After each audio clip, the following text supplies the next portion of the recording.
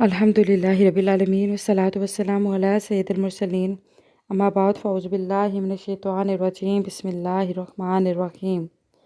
آج ہم انشاءاللہ نبی پاک صلی اللہ تعالیٰ علیہ وآلہ وسلم کے نعلین اقدس انگوٹھی مبارک اور پسندیدہ رنگ کے بارے میں سنیں گے۔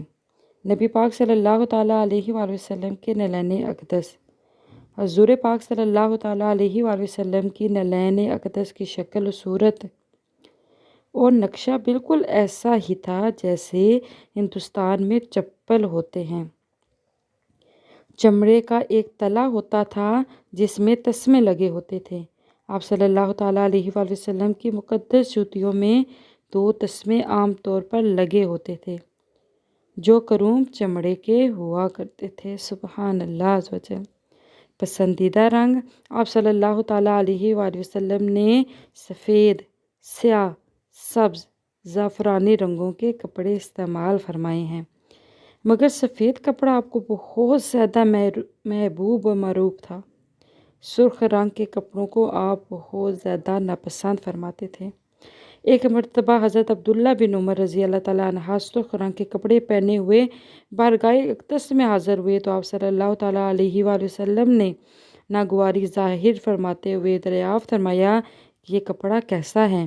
انہوں نے ان کپڑوں کو جلا دیا۔ سبحان اللہ۔ آپ صلی اللہ تعالیٰ علیہ وآلہ وسلم نے سنا تو فرمایا کہ اس کو جلانے کی ضرورت نہیں تھی، کسی عورت کو دے دینا چاہیے تھا، کیونکہ عورتوں کے لیے سرخ لباس پہننے میں کوئی حرج نہیں ہے۔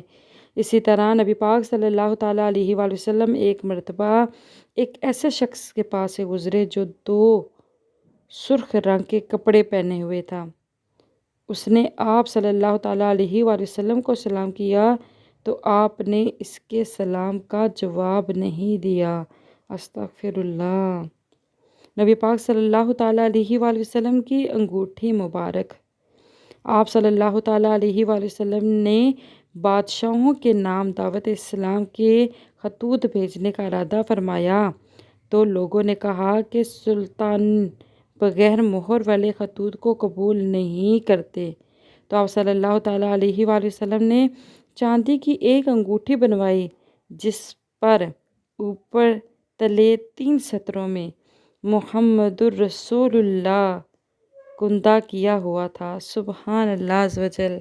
آخر میں اللہ تعالیٰ سے دعا ہے کہ ہمیں اسی طرح نبی پاک صلی اللہ تعالیٰ علیہ وآلہ وسلم کی سیرت صفات کو سننے کی توفیق عطا فرما اور ہم سب کو 5 وقت کا نمازی بعمل حافظ قرآن بنا دے۔ آمین ثم آمین یا رب العالمین۔